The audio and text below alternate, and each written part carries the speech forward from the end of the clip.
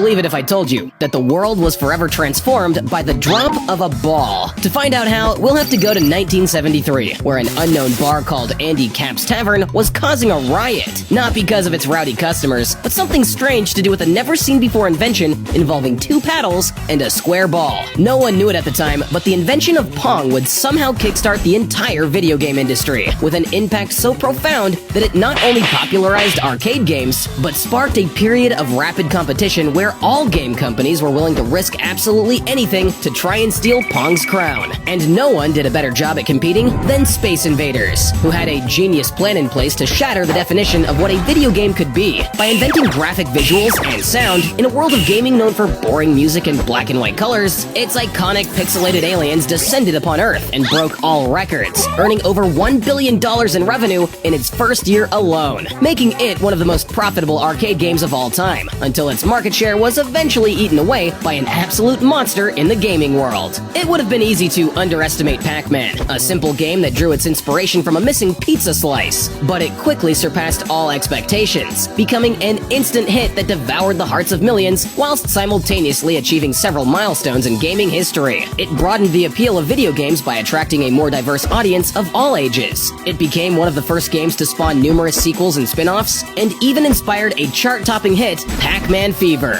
But the fever didn't last forever, as knocking Pac-Man off the top spot is our favorite Italian Mario, who is no stranger to the world of video games, having previously starred in the arcade hit Donkey Kong. So after mild success in a previous game, what was so different this time? Well, Super Mario Bros. Wasn't just another game. For the first time, gamers got to discover iconic characters and an immersive, imaginative world, keeping players captivated and eager to explore further. This not only revitalized the video game industry, but also established Super Mario Bros. As a timeless classic, whose spot at the top could only be taken by the most addictive game of all time. Alexei Pajitnov designed a digital game dedicated to his love of puzzles. However, he had no clue just how addictive it would become and the lengths people would go to get their hands on it. And while Tetris did quickly become a hit in Russia, its path to international success was fraught with many obstacles. Russia didn't want the US to get a hold of the world's #1 game, and so anyone who tried to get the game to the West was met with complex negotiations and legal battles over strict Soviet intellectual property regulations. Ultimately, the game eventually found its way to the West, but still had one last stretch to go before cementing its place in gaming history.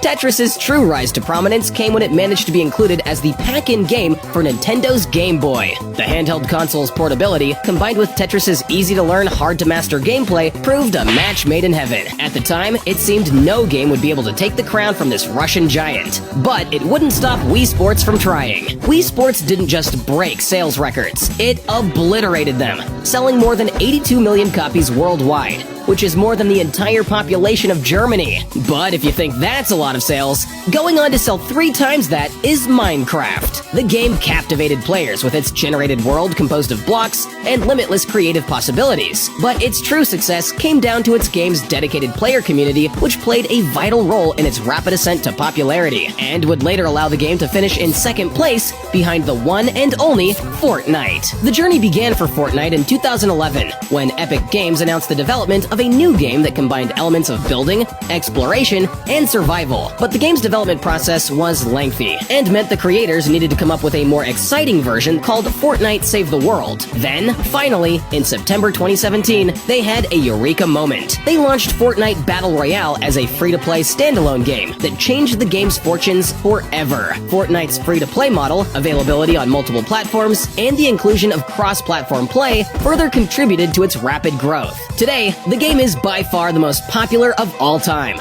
accumulating over 350 million registered players. So there you have it. Fortnite takes home